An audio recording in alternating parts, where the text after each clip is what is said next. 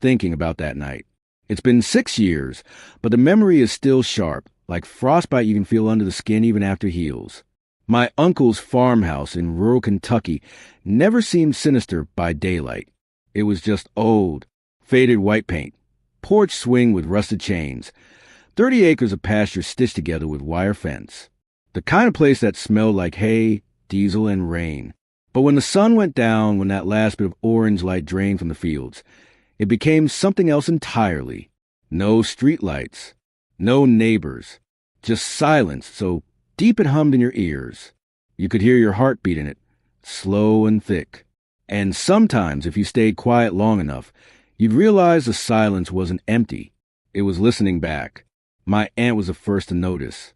She's the type who laughs at ghost shows and scoffs at creaky floors. But a few months after they moved in, she started hearing things outside. Footsteps on the gravel driveway long after midnight. Slow, heavy, deliberate steps. Then came the splash. It always happened in that order. Footsteps first, then splash. Like someone walked up from the road, across the yard, and straight into the pond. She'd shine her flashlight through the window and see only ripples spreading on the water's surface. No footprints in the gravel. No sound after. Just the dogs trembling at the door, their tails pressed tight to their legs. My uncle said it was raccoons. Maybe a deer. She didn't argue, but she stopped sitting on the porch after dark. I remember the first Sunday dinner she told us about it. I laughed. Probably a heron, I said. They wade through ponds at night. Herons don't sound like boots, she said quietly. She wasn't joking. My cousin Eddie, their only son, was a skeptic. Engineering student, data-oriented, logical. Mom stressed, he said. She grew up in town. Every noise out here sounds like Bigfoot. When she told him about the footsteps and the splash, he decided to prove her wrong. I'll stay home alone while you two visit Grandma this weekend, he said. I'll record everything. You'll see it's nothing.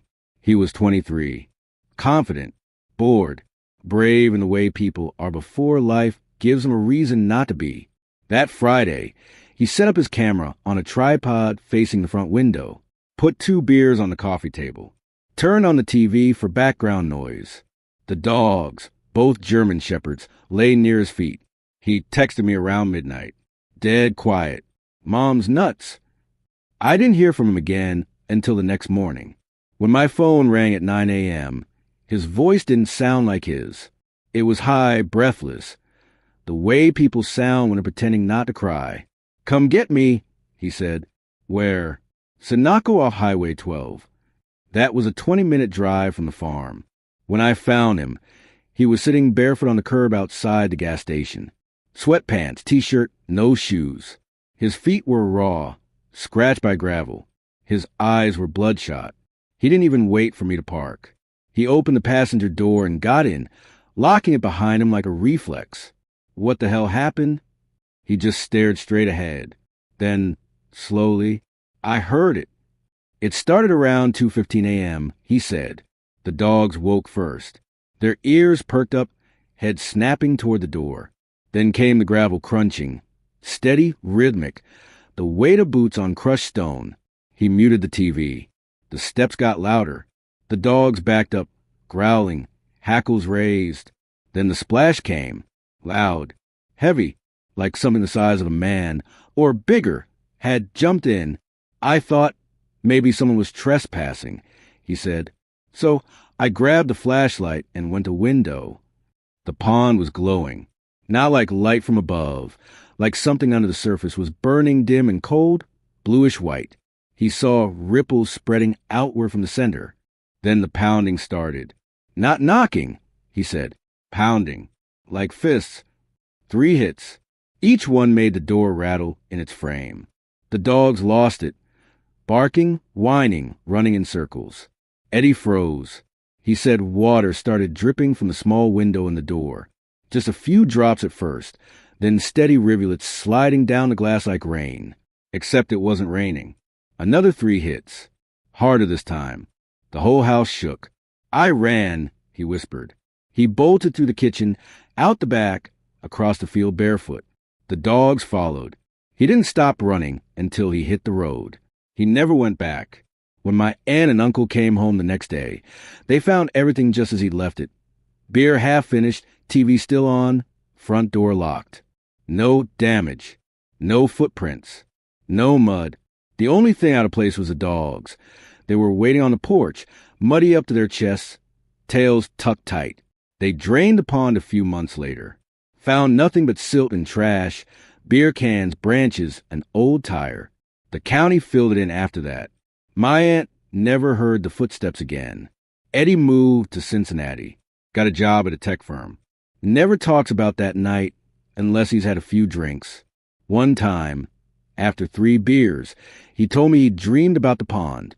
Said he saw something rising out of it, long, pale fingers breaking the surface first, followed by a shape that wasn't quite human. It had a face, but no eyes, just smooth skin where the socket should be. It was dripping, he said, dripping even though it wasn't raining. He woke up with his sheets damp.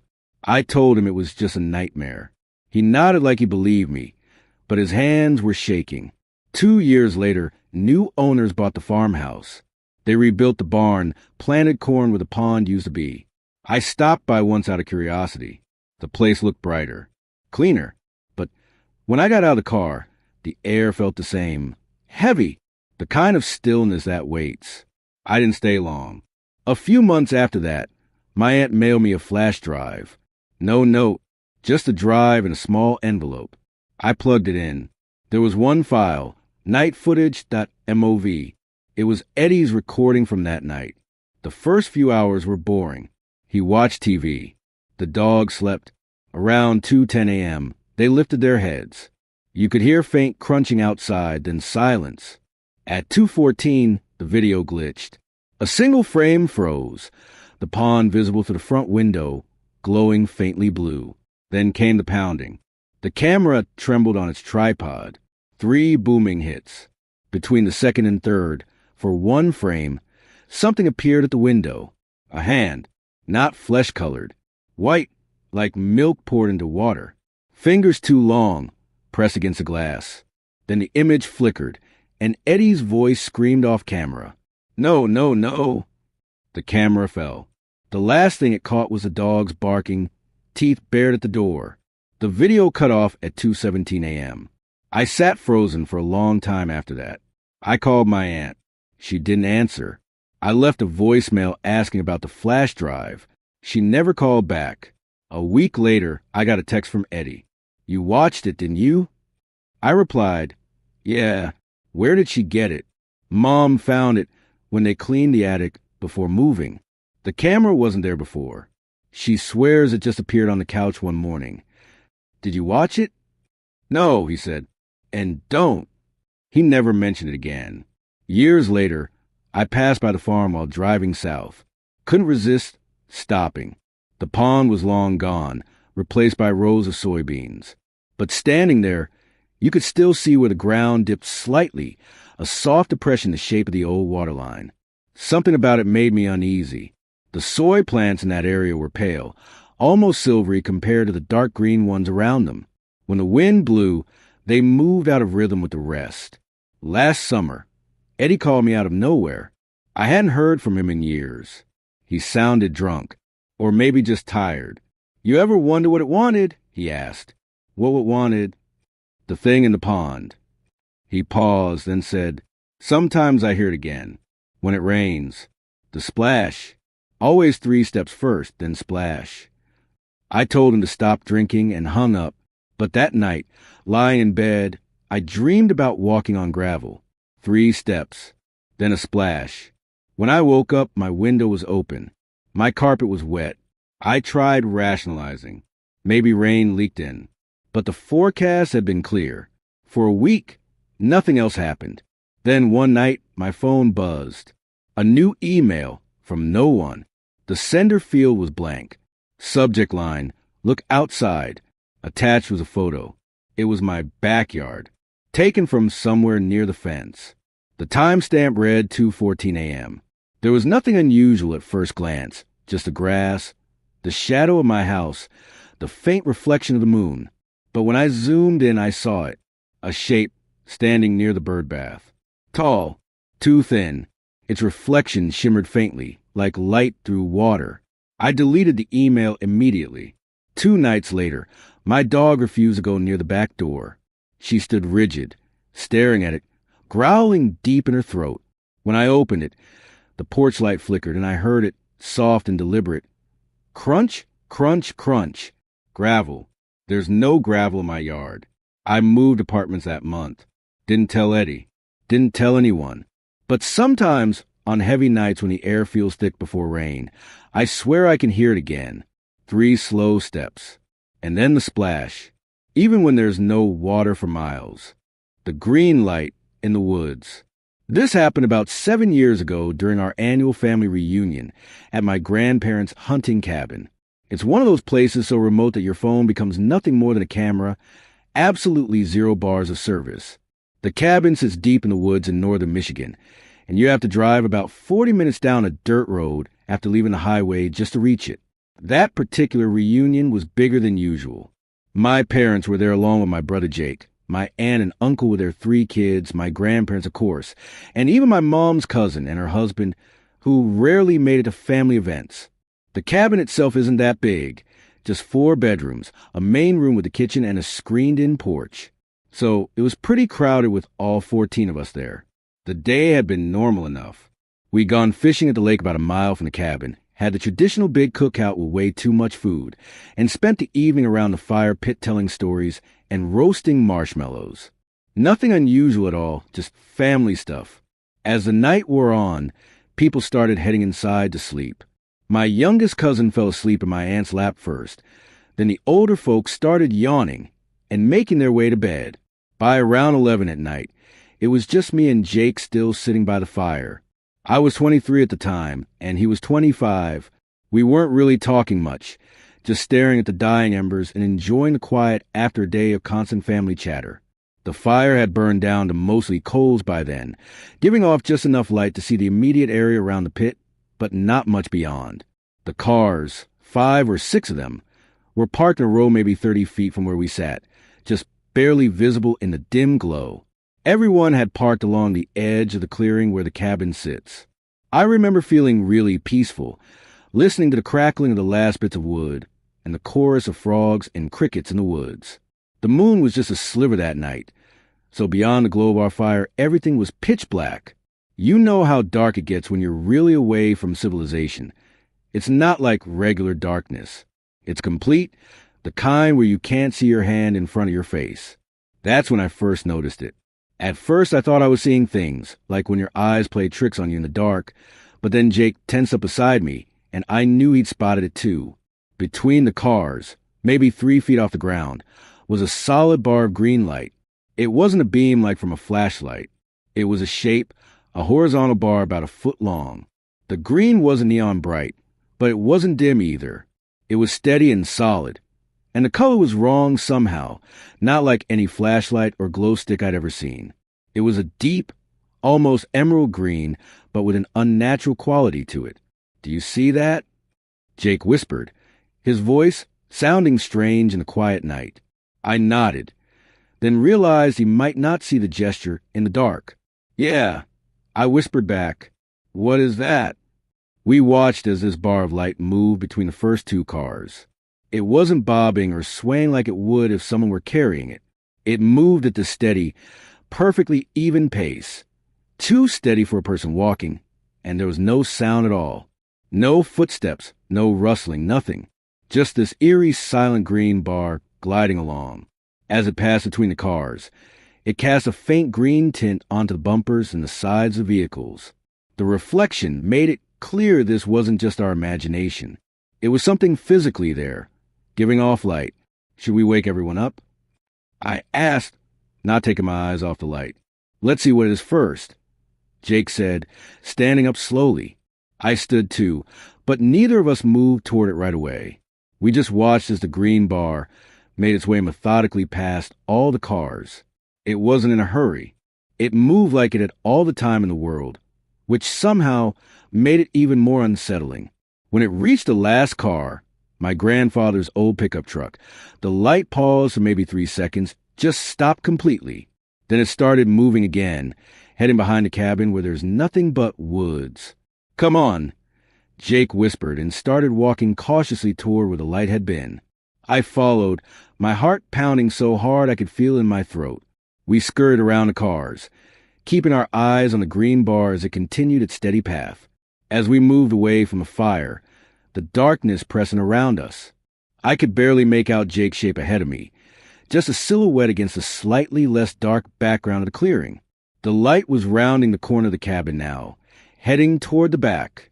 There's nothing back there, just a small storage shed about 20 yards from the cabin, and then dense forest beyond that. No paths, no clearings, nothing. We followed it, staying maybe 30 feet behind. I don't know why we didn't call out or try to catch up to it. Something about that light made me instinctively keep my distance. As we moved around the cabin, we lost the faint glow from the fire pit completely. Now the only light was that green bar moving steadily ahead of us. The back of the cabin was pitch black. The few windows were dark. Everyone inside was asleep. I could hear Jake's breathing next to me as we paused at the corner of the building, watching the green light continue on its path toward the tree line. "What the hell is it?" I whispered, my voice sounding thin and scared even to my own ears. Jake didn't answer. He just put his hand on my arm, a gesture to stay quiet, I think. We stood there watching as the light maintained the exact same speed, never faltering, never changing. It was now approaching the edge of the woods. We started following again, moving slowly over the uneven ground. I nearly tripped on a root, catching myself just in time. The light didn't react to the sound at all. It just kept moving. Something strange was happening with the distance between us and the light. We were walking toward it, but somehow we weren't getting any closer. At the same time, it wasn't pulling away from us either. It was like we were locked at this exact distance, close enough to see it clearly, but never close enough to make out what was creating it. The light reached the first trees and continued on, now weaving between the trunks. We stopped at the edge of the woods. Even in the daytime, those woods are dense and hard to navigate. At night, with no flashlights, it would have been suicide to try to follow it in.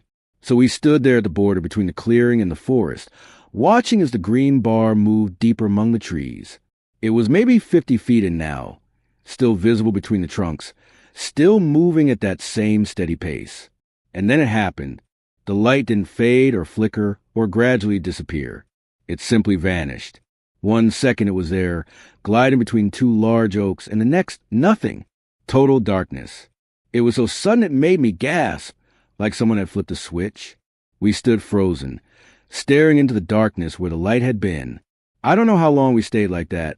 Maybe a minute, maybe 10.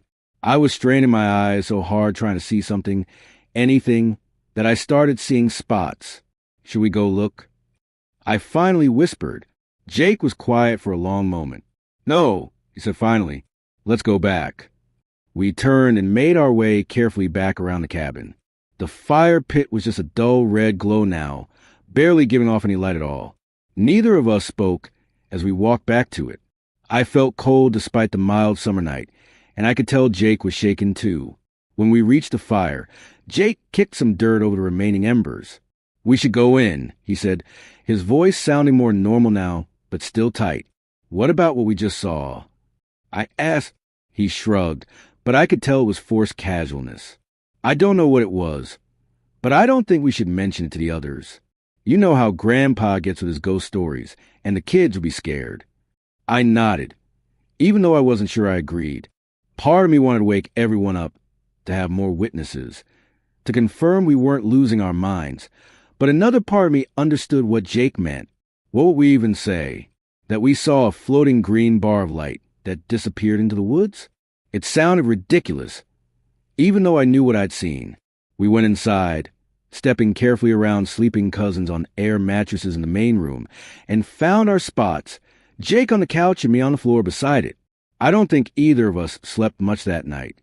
I know I didn't.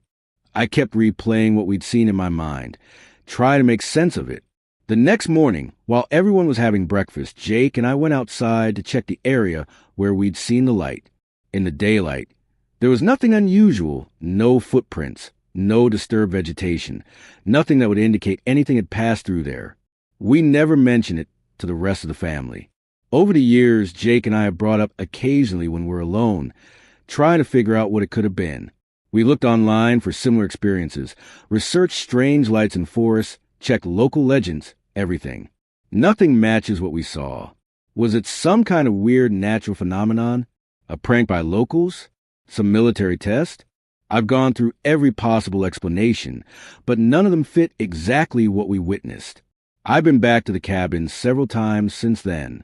Each time I find myself staring into the darkness at night, watching for that green light. Part of me wants to see it again, to confirm it was real. Another part of me dreads the possibility. It's been 7 years, and I still get chills thinking about that night. The eeriest part wasn't just the light itself, but the deliberate way it moved, like it had purpose, like it knew exactly where it was going. And sometimes, in the moments before sleep, I can't help but wonder, what if it wasn't moving away from us that night? What if it was leading us somewhere? And what would have happened if we'd followed it into those woods? The thing in the woods. I got to get this off my chest because it's been eating me alive. I don't expect anyone to believe me, but I swear every word is true. Maybe someone out there has seen similar things and can help me make sense of it all. I've lived my entire life in this tiny speck of a town in rural Ohio, right near the Kentucky border. Our house sits on the edge of civilization, with nothing but 2 massive stretches of private forest behind us. Most days it's peaceful, beautiful, even, but there's something not right about those woods. Growing up, I spent countless hours exploring the forest. I know every creek bed, every fallen tree, every deer trail for miles. The wildlife was always what you'd expect. Plenty of deer, raccoons scavenging around, coyotes howling at night, and every couple years, a black bear passing through. Normal stuff. But then there are the other things. The things I can't explain. The first time I noticed something was off, I was 9 years old. My dad and I had been clearing brush near the edge of our property. We'd moved this massive log, had to be 50, maybe 60 pounds, and left in a pile by the tree lean. The next morning, I was waiting for the school bus at the end of our long driveway. It was early, still pretty dark out, and dead quiet except for the birds starting to wake up. That's when I heard it, a weird rustling sound coming from the trees, followed by this deep, rumbling growl that made the hair on my neck stand straight up. It wasn't like a dog or coyote. It was deeper, bigger. Before I could even process what I was hearing, there was a loud crack, and suddenly that same massive log we'd moved the day before came shooting out of brush like it had been fired from a cannon. The thing spun through the air and crashed halfway across our yard, way closer to me than it had any right to be. It wasn't rolled or pushed. It was thrown hard. Whatever threw it had to be incredibly strong. I froze completely. Couldn't even breathe. I kept staring at the tree lean, but I never saw what did it. After what felt like forever, the bus finally came, and I ran to it, never mentioning what happened to anyone. Who would believe a 9-year-old kid anyway? For a while after that, I convinced myself I'd imagine it or exaggerate it in my head. Maybe the log wasn't as heavy as I thought. Maybe an animal had just rolled it somehow. I came up with every explanation except the obvious one. Something in those woods had thrown it. A couple of years passed without incident. Then one night, when I was 11, I had 2 friends staying over. We were up late, probably around 11 or midnight, just talking and being stupid kids in my bedroom on the 2nd floor. My window faced the backyard and the forest beyond. I was in the middle of telling some dumb joke when one of my friends suddenly went quiet and pointed out the window. "What's that?" he asked. I turned to look, and that's when I saw it. A figure, unmistakably person-shaped, but wrong, walking along the tree lean at the edge of our property. This thing was enormous. Even from a distance, I could tell it was tall, 6 feet at minimum, but probably closer to 7 or 8. It had a weird hulking shape, super broad shoulders, and a thick upper body that tapered down. The proportions were just off, and the way it moved was the worst part. It was so quiet, so smooth, like it was gliding almost. No stumbling or crunching leaves like you'd expect from something that size moving through underbrush in the dark. All 3 of us saw it. We ducked down below the window sill immediately like we'd rehearsed it. Nobody said a word. We were terrified it would somehow know we'd seen it. After a few minutes, we worked up the courage to peek again, but whatever was had moved on. We didn't look out that window again until morning. The next day, my friends and I tried to rationalize what we'd seen. Maybe it was just some guy trespassing, hunting illegally on our land. But deep down, we all knew that explanation didn't fit. The size was wrong. The movement was wrong. Everything about it was wrong. For years after that, I'd occasionally hear strange noises at night. Heavy footsteps circling our house sometimes, or branches breaking way too loudly in the distance. But I never saw anything substantial again until a few years ago. I'd taken up jogging to stay in shape, and I'd mapped out this trail that went pretty deep into the forest behind our property. On this particular day, it was early autumn, perfect weather for a long run. I'd gone about a mile past where people usually venture.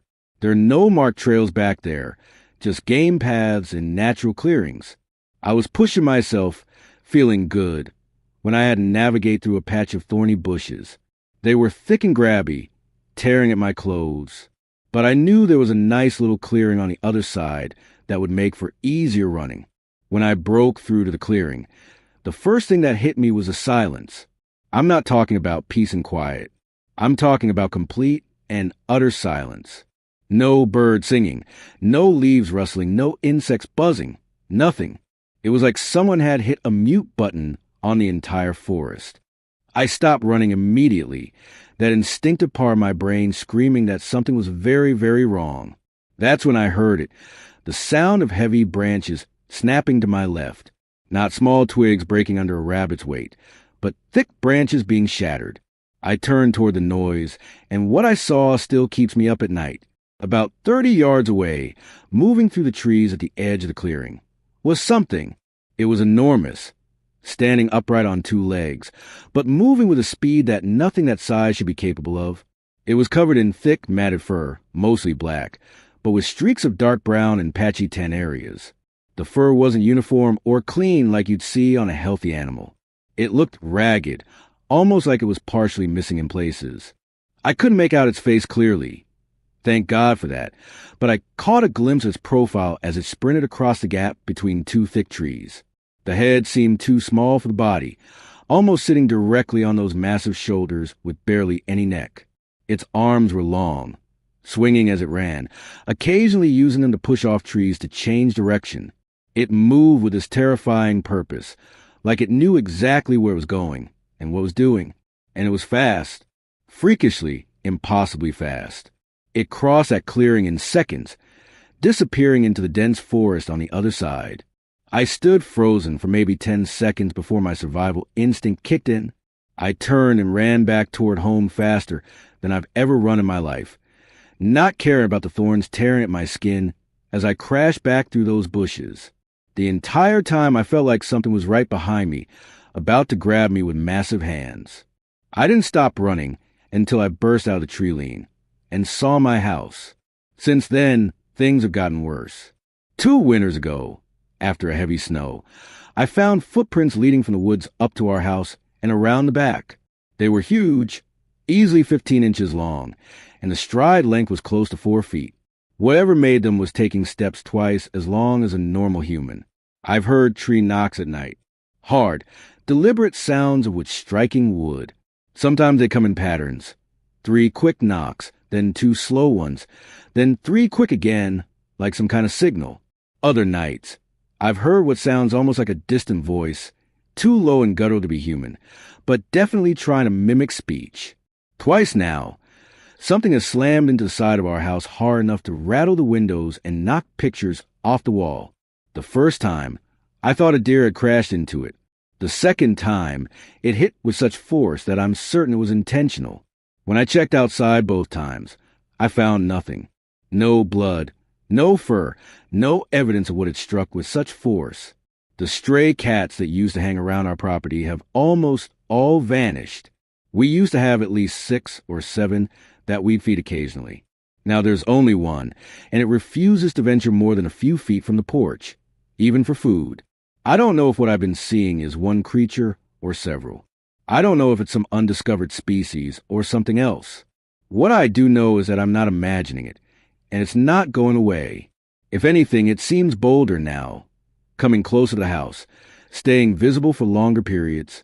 Last week, I was taking the trash out at dusk when I heard breathing. Not just any breathing, deep, rumbling breaths from something with massive lungs. It was coming from just beyond the tree line, not 20 yards from where I stood. I dropped the trash bag and ran inside, locking the door behind me. I've thought about setting up game cameras, but part of me doesn't want to know. What if I catch something on film that doesn't make sense? What if I see something I can't unsee? Or worse, what if these things become aware they're being watched and decide to do something about it? My parents think I'm letting my imagination run wild. No one in town talks about anything strange in those woods, though a few of the older locals get real quiet when I bring up weird noises at night. One old-timer at the general store just shook his head and told me, some parts of those woods ain't meant for people. Never were. Then he changed the subject. Whatever walks those border woods is still out there. I hear it most nights now, circling closer, testing boundaries. I don't go jogging in the deep woods anymore. I don't even like being outside after dark. But I can't move away. This is my home, my family's land for generations. So I'm stuck here, listening to something massive moving just beyond the trees, wondering when it'll decide to stop watching and finally show itself completely, and wondering what I'll do when that happens. I've been putting off writing this for months, but I need to get it off my chest. I'm still trying to make sense of what happened during that night shift at the school where I work as a security guard. This happened back in April 2020, right when CO was hitting hard. The school I work at is this old New England campus. Been around since the late 1800s. It's one of those prestigious boarding schools with beautiful old brick buildings mixed with some newer construction. When the pandemic hit, they evacuated all the students practically overnight. One day, the place was bustling with teenagers. The next day, it was a ghost town. I'd worked there for about 3 years at that point, but I'd never seen the campus completely empty before. Usually, even during breaks, there were international students who stayed behind or faculty members living in their campus housing. But with CO, it was just the security guards, 4 of us total working in rotation. The campus is pretty spread out. There are 8 student dormitories, beautiful old brick buildings with slate roofs. There's also what we call the adult dorm where some teachers live, but the top floors have been abandoned for years. We have these old condos that got converted to administrative offices, an old Victorian house that's now the admissions office, a New England church, a boathouse down by the river, an old library, and the original school building which dates back to the school's founding. Then there are the newer buildings, the rec center, sports complex, science building, and art center. All built within the last 15 years. My shift that night started at 11 p.m. It was unseasonably cold for April, and there was this eerie fog hanging over the campus. I remember thinking how the empty buildings looked like something out of a horror movie, all dark and looming in the mist. We were supposed to do a full campus check every 2 hours, which meant walking through every building to make sure nothing was amiss. This was new protocol because of the pandemic. They were worried about break-ins or vandalism with the campus being so empty. I started my first round at midnight. The newer buildings were fine. Nothing unusual. I checked the rec center, which has this big indoor pool that was covered and drained. The whole place smelled like chlorine, even though nobody had used it in weeks. The sports complex was normal, too, just dark and empty. The silence was what got to me the most. Usually, these places would have sounds. Fans running, students talking, music playing, but now there was just nothing. Everything was going fine until I got to the science building around 1 o'clock in the morning. The science building is connected to the old school building by an enclosed walkway. I just finished checking all 3 floors of the science center and was about to cross over. That's when I heard it. Footsteps running footsteps on the floor above me. I froze because it made no sense. I was on the top floor of the science building, and the only thing above me was a mechanical room with the HVAC systems, which was only accessible from outside. And these weren't mechanical sounds. They were unmistakably footsteps like someone wearing hard-soled shoes running across the floor. I called out, "Hello, security here." Is someone there? My voice echoed in the empty hallway. The footsteps stopped immediately. I figured maybe it was one of the other guards, though they weren't supposed to be in this section. I radioed in. Hey, is anyone in the science building? My colleague Tony responded. Negative.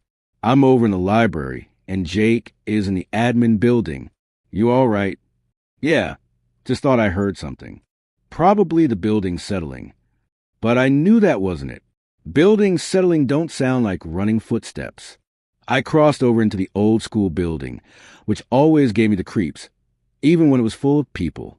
It's 4 stories tall with narrow hallways, creaky wooden floors, and classrooms with those old-fashioned transoms above the doors.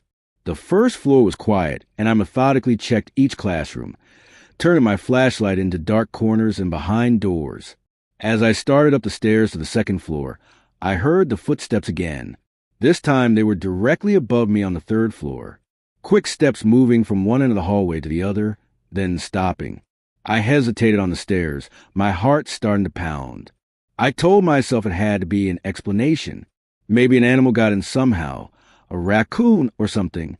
But deep down, I knew those were human footsteps. I made my way to the 2nd floor, listening. Nothing. I continued up to the 3rd floor, where I'd heard the sounds. The hallway was empty. All classroom doors were closed and locked as they should be. I checked each one anyway, rattling the handles to confirm they were secure. They were.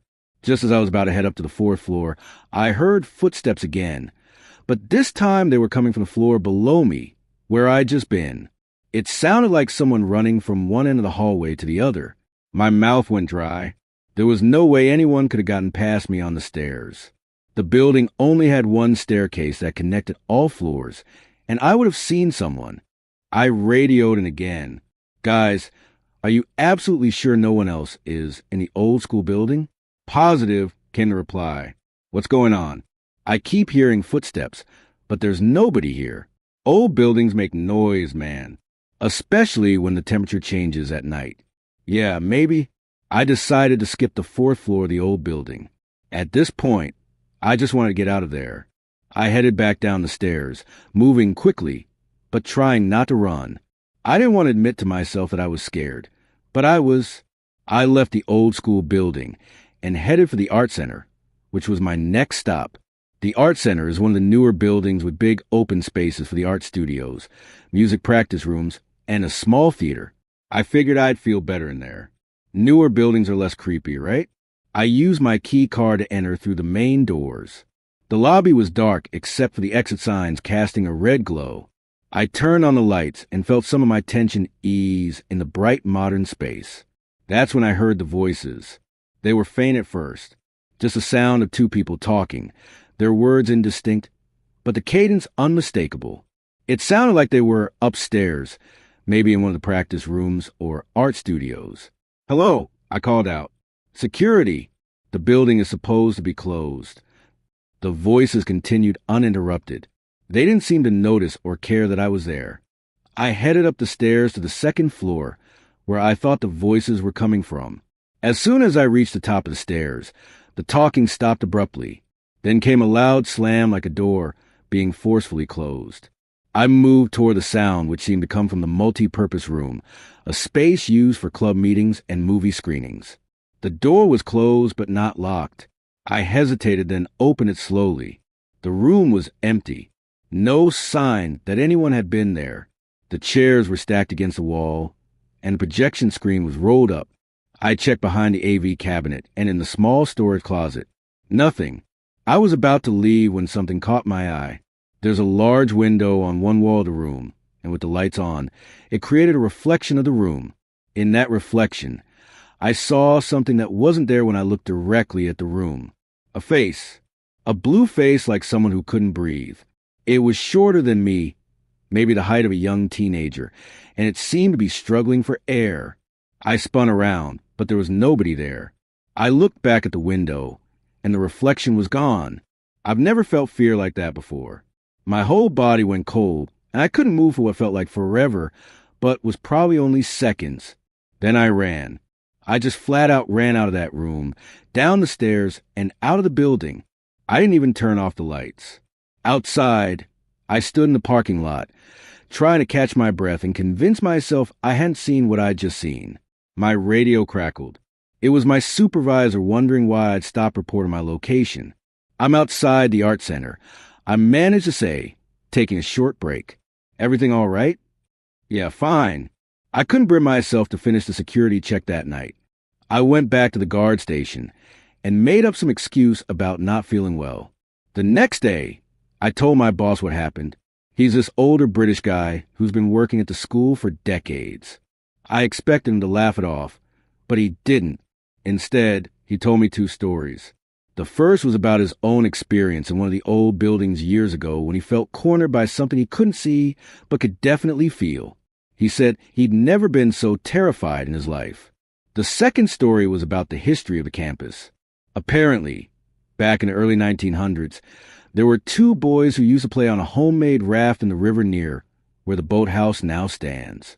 One day, one of the boys fell off and drowned. The other boy tried to get help, but it was too late.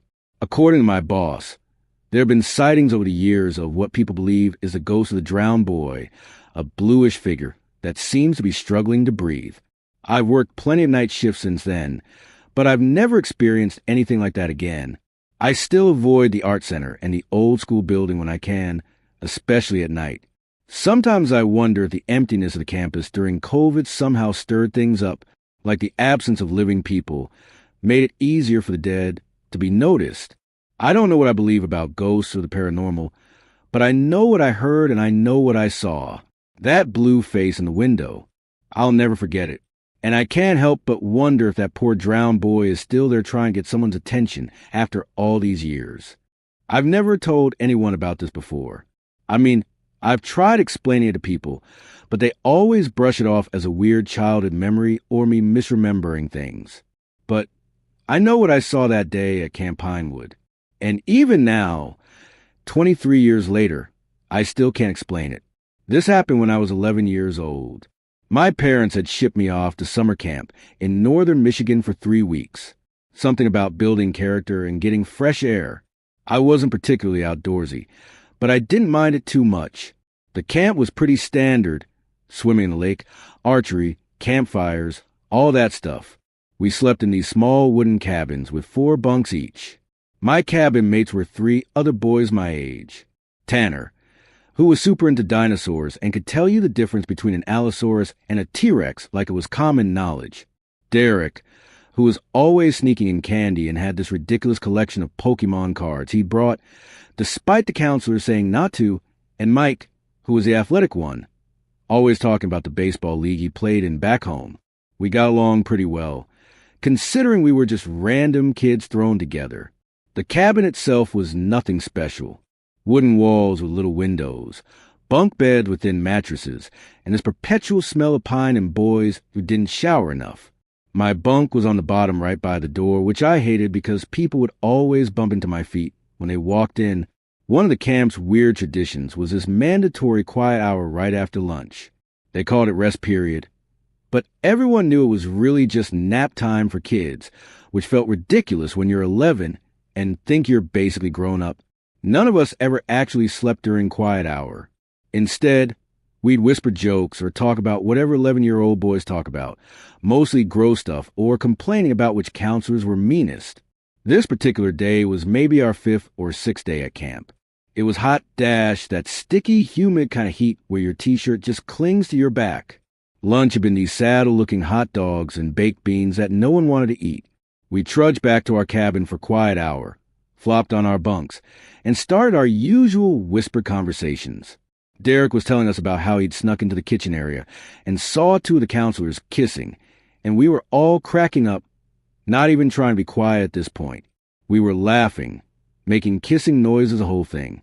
Mike was doing some ridiculous impression of the counselors, and Tanner was practically crying from laughing so hard.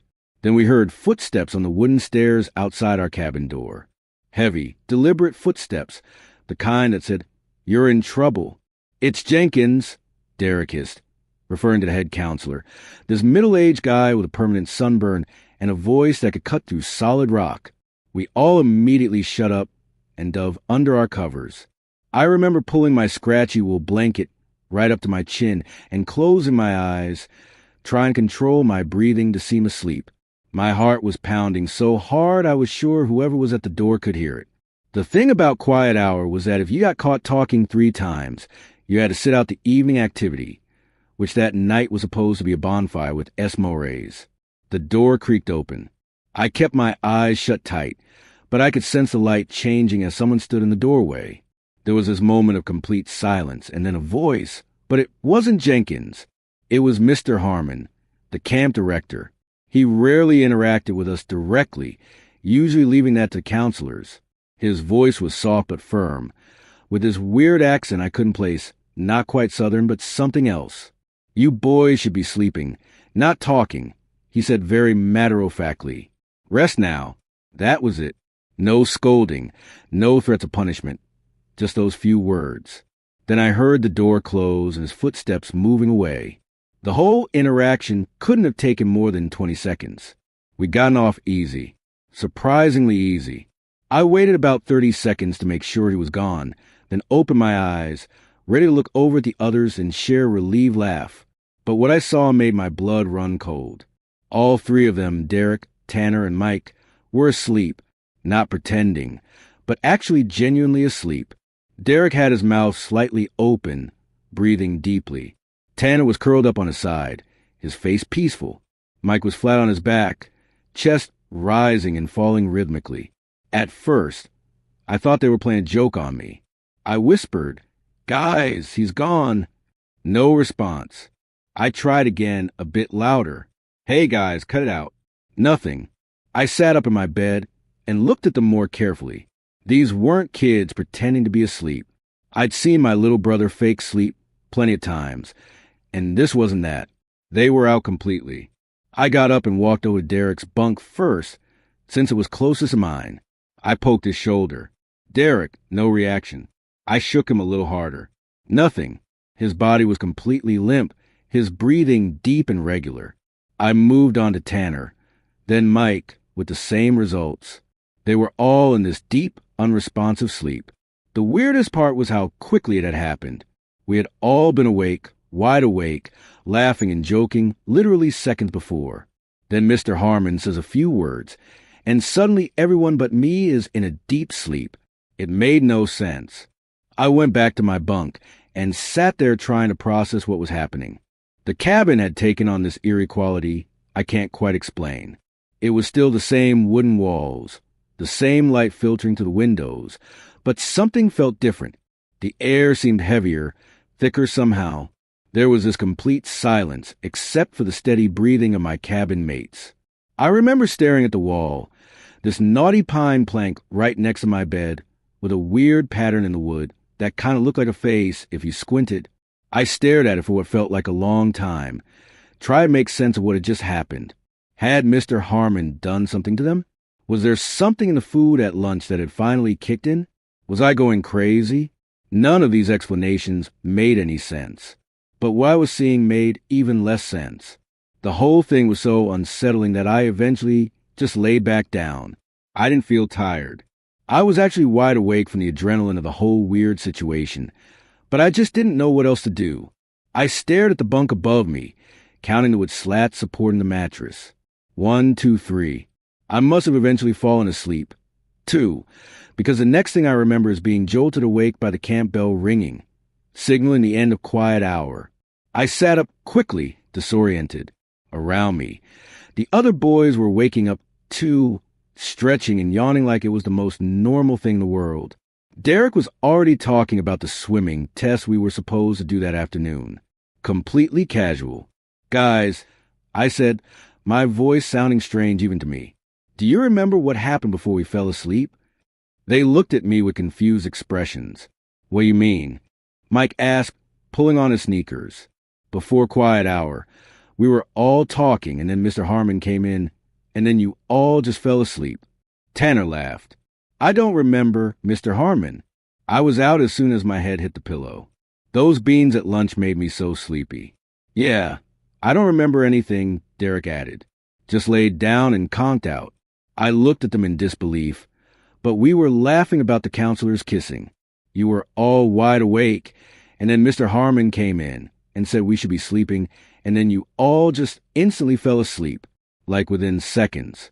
They all exchanged glances. Dude, you must have been dreaming, Mike said, shrugging. I don't remember any of that. Yeah, I was definitely asleep the whole time, Tanner agreed. I tried to argue to make them remember, but they all had the same story. They'd come into the cabin, laid down, and fallen asleep almost immediately. None of them remembered talking or laughing. None of them remembered Mr. Harmon coming in. I eventually gave up trying to convince them.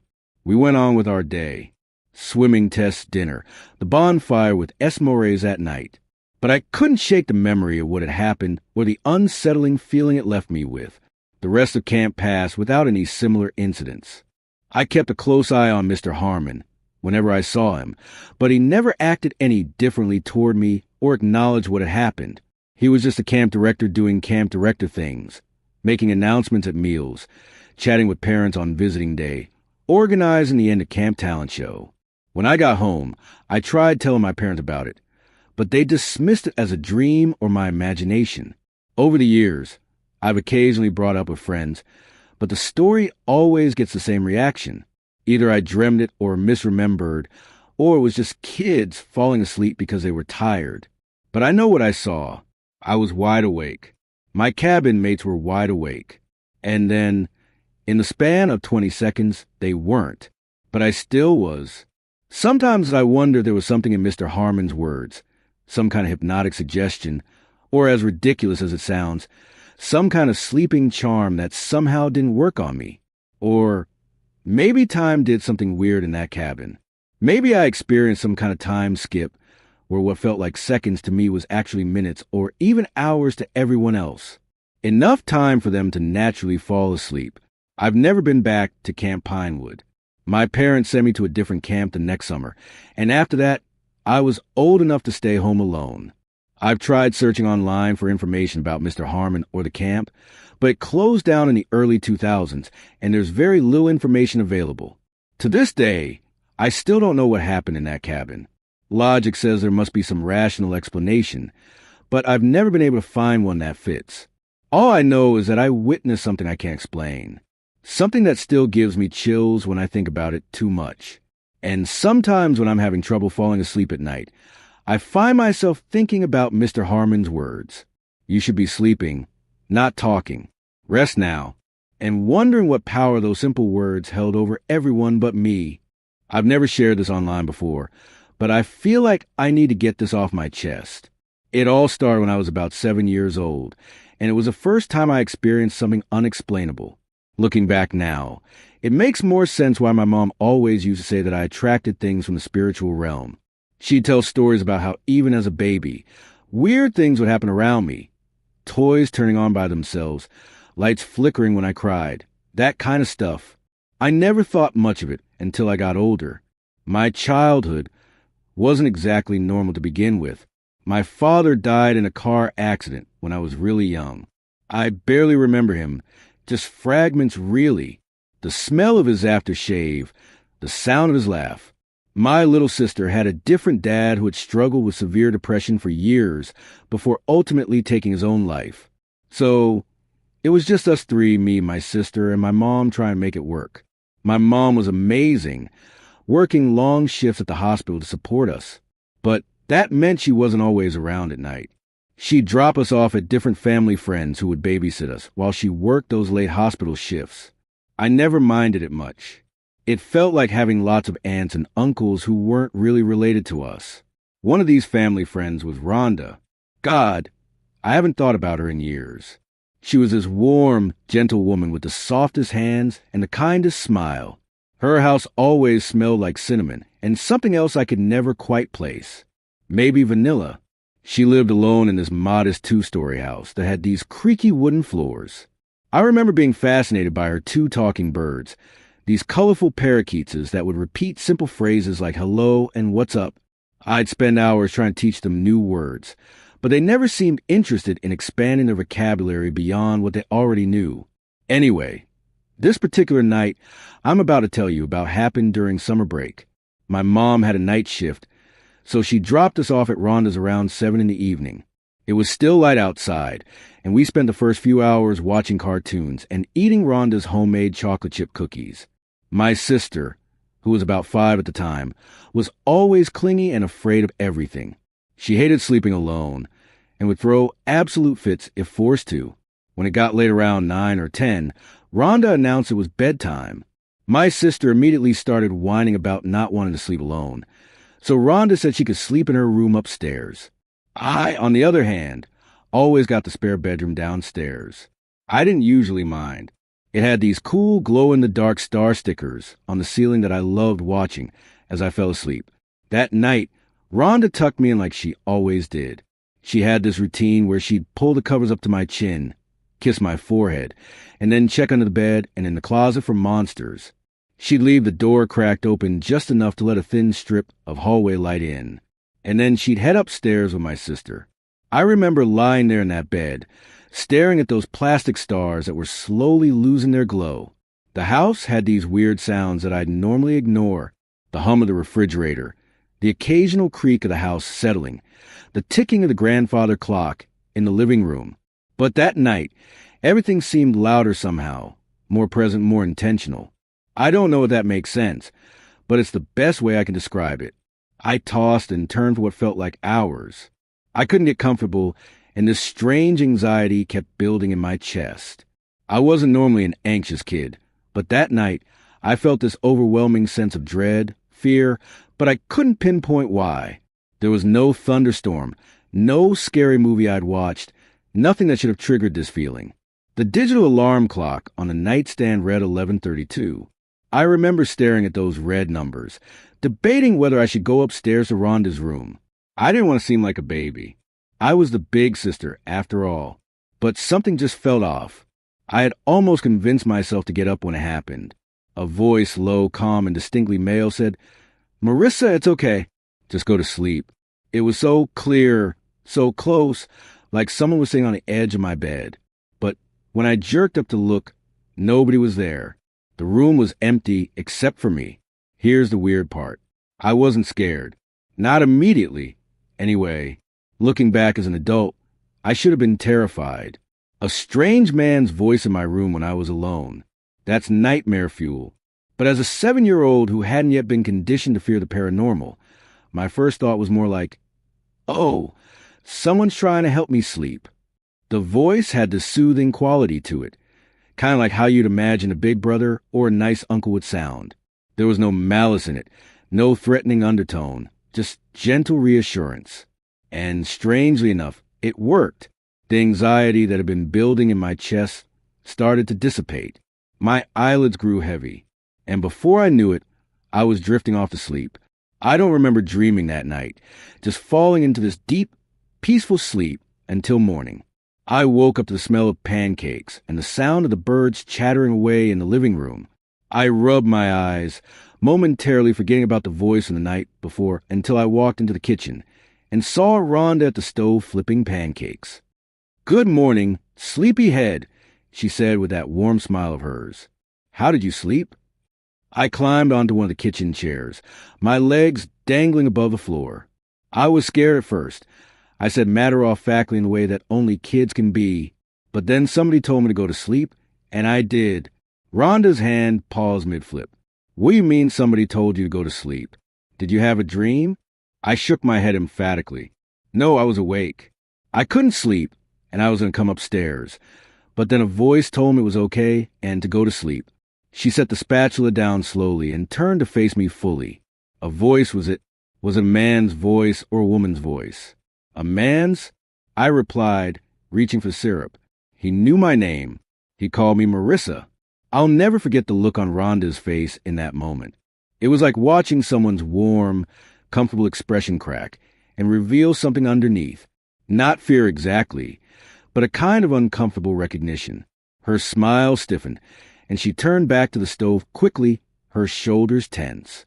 "Well, you probably were dreaming and just don't remember falling asleep," she said, her voice a little too high, a little too forced. Dreams can seem very real sometimes. Before I could protest again that I was definitely awake, she changed the subject, asking if I wanted chocolate chips in my pancakes. And just like that, the moment passed. My sister came bounding down the stairs, complaining loudly about how the birds woke her up, and the rest of the morning carried on normally. My mom picked us up around noon, and I didn't think to mention the voice to her. Kids are resilient like that. Weird things happen, and we just absorb them into our understanding of the world, without much question. It wasn't until years later, when I was about 14, that the memory resurfaced. I was having a sleepover at a friend's house, and we were telling ghost stories. When it was my turn, I shared the story about the voice at Rhonda's house. As I was telling it, I realized how creepy it actually was, how it should have terrified me at the time. My friend was appropriately freaked out and insisted I ask my mom if Rhonda's house was haunted. The next day, I casually brought it up to my mom while she was folding laundry. "Hey, Mom, remember when Rhonda used to babysit us? Was her house haunted or something?" My mom paused, a half-folded towel in her hands. "Why do you ask that?" I shrugged, trying to seem nonchalant. I just remembered this weird thing that happened once. I heard a man's voice in the spare bedroom downstairs. It knew my name. The towel dropped from her hands, and she sat down on the edge of the bed. "You never told me about that. I guess I forgot until now." It wasn't scary or anything. The voice was nice. My mom looked at me for a long moment, then sighed. "I don't know if I should tell you this, but Rhonda had a son." "Had?" I asked, immediately picking up on the past tense. She nodded slowly. "He died in that room, the spare bedroom where you used to sleep. It was an overdose. Accidental. He was only in his 20s. A chill ran down my spine, despite the warm summer day. What was he like? A lot like Rhonda, actually. Kind, caring, always looking out for others. He had his demons, but he was a good person at heart." She paused and added, "That's probably why you weren't afraid when he spoke to you. Some presences aren't meant to frighten." That conversation opened something up in me. Or maybe it had always been open, and I just became more aware of it. Since that first experience, I've had many more encounters with things I can't explain. Shadow figures standing at the foot of my bed, objects moving on their own, whispers in empty rooms. The thing is, they've changed over the years. That first voice, the one I now believe belonged to Rhonda's son, was comforting, protective even. But as I've gotten older, the encounters have become darker, more hostile. Like whatever door was open in my childhood has let in entities that don't have my best interests at heart. I'm 32 now, and just last week, I woke up at 3:17 in the morning to find all the kitchen cabinets open. Every single one. I live alone. No one else has keys to my apartment. Sometimes I wonder if that night at Rhonda set something in motion, made me more receptive to things most people can't perceive. Or maybe my mom was right all along. Maybe I've always attracted things from the spiritual realm, and that voice was just the first one I was old enough to remember. Either way, I can't help but long for simplicity of that first encounter. A gentle voice telling me everything would be okay, because the things I sense watching me now, they don't feel gentle at all. I'm not even sure where to begin with this. I've been dealing with this nightmare for years now, and it's gotten to the point where I dread nighttime. Everyone talks about how nice it is to crawl into bed after a long day, to feel that sweet relief when your head hits the pillow. I honestly can't remember what that feels like. It started gradually. At first, I just had this weird feeling of not being alone in my room at night. You know that sensation when you think someone's watching you? It was like that, but stronger. I'd be drifting off to sleep and suddenly feel wide awake, my heart racing for no reason. Then I started seeing them. These, I don't even know what to call them. Shadow people. But that doesn't quite capture it. They're like stretched out human silhouettes, completely black, standing around my room. They appear right as I'm about to fall asleep. That crucial moment when you're drifting off but still slightly aware. I'll be almost gone. And then suddenly I'll see one of these things in the corner of my room, or beside my bed, or sometimes even leaning over me. And I'm instantly wide awake again, adrenaline pumping, too terrified to close my eyes. What's even weirder is this feeling I get in my chest right before I see them. It's like a physical warning system. There's this pressure, kind of painful, but not exactly. It's hard to describe. It's like a force or a sound, but inside my body. It's as if something is desperately trying to wake me up to keep me from falling asleep completely. And when I ignore it, that's when the really bad stuff happens.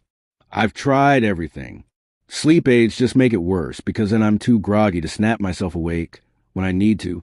I've moved apartments twice thinking maybe it was something about the place, but they followed me.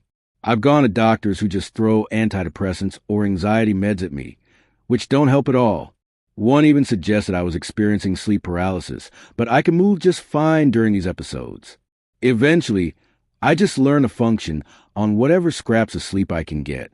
Usually, I'll fight until I literally pass out from exhaustion for a few hours.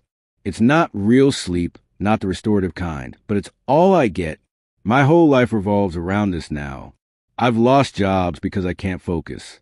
Friends think I'm flaky because I cancel plans when I'm too exhausted. Dating is completely off the table. How do you explain to someone that they can't sleep over because the shadow people only appear when you're alone? But the worst part isn't the shadows themselves. It's what happens when I get desperate enough to ignore my body's warnings and try to force myself to sleep. Anyway, it's only happened 3 times, and each time was more terrifying than the last. The first time was about 2 years ago. I was going on 4 days with barely any sleep. I was hallucinating from exhaustion during the day, seeing things move in my peripheral vision, hearing whispers. I decided I was going to sleep no matter what. I turned my face to the wall and pulled the blanket up over my head completely. My thinking was simple. If I couldn't see them, maybe they wouldn't bother me. It actually worked for about an hour. I fell into the deepest sleep I'd had in months. Then I felt it. A hand. A large, cold hand with long, sharp nails. It started at the top of my head, just lightly touching my hair through the blanket. Then it slowly, so slowly, dragged down the back of my neck, across my shoulders and down my spine. The touch was deliberate, almost curious. I was paralyzed with fear for a few seconds. Then I launched myself out of bed, turning on every light in my apartment. I searched everywhere.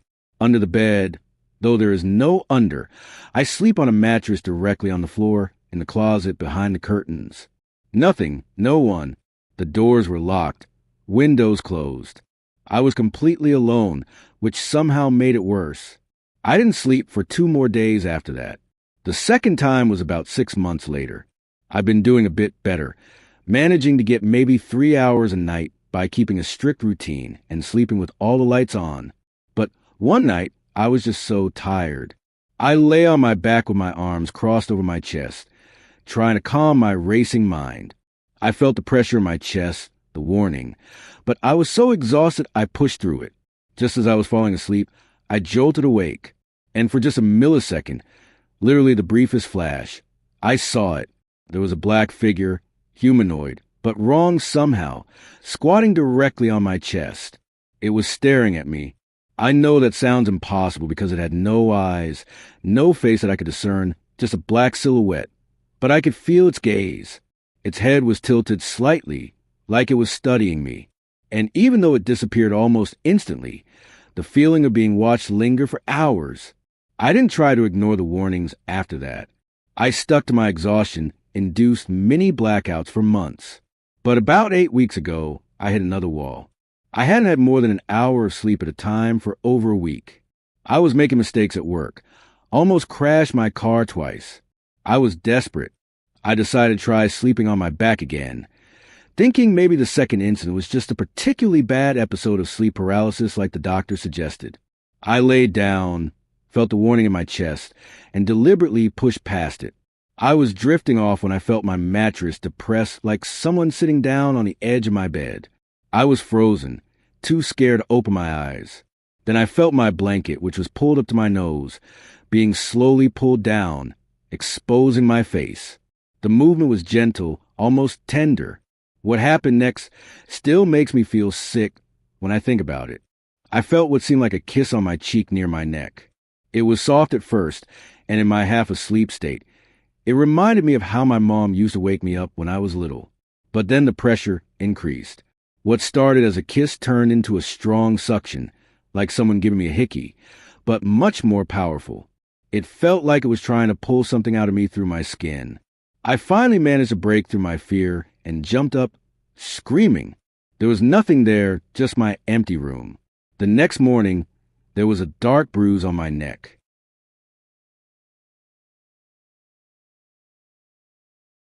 I called my mom in a panic, wondering if maybe she had somehow been there, as crazy as that sounds.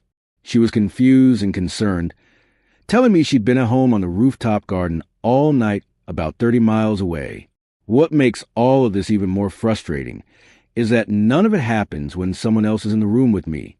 A few times when things were really bad, I've had a friend crash on my couch, and I slept perfectly those nights. No shadows, no warnings, no visitors. But I can't exactly ask people to sleep over every night forever. I'm at my breaking point. Last night, I saw 5 of the shadow figures, more than ever before. They were standing in a semicircle around my bed, just watching. The warning in my chest was so intense, it felt like I was having a heart attack. I've started hallucinating them during the day now, too. Just glimpses in dark corners or reflections. I don't know what they want. I don't know why they're fixated on me. Sometimes I think maybe I'm just losing my mind from chronic sleep deprivation. But the physical evidence, the bruise on my neck, the feeling of those nails on my back, it was all too real. I'm typing this at 3 o'clock in the morning because I'm too scared to close my eyes. They're here again, just at the edges of my vision, waiting. I feel like they're getting impatient with me, like they're building up to something. The warning in my chest has been constant for the past 2 days, not just when I'm trying to sleep. If anyone has experienced anything like this or knows what might be happening, please help me. I just want to sleep. I just want one night of peace without feeling like something is waiting for me to let my guard down. I'm so tired, so incredibly tired. I've started to wonder if maybe that's the point. Maybe they're wearing me down on purpose. Maybe when I'm too exhausted to fight anymore, that's when whatever they're planning will happen.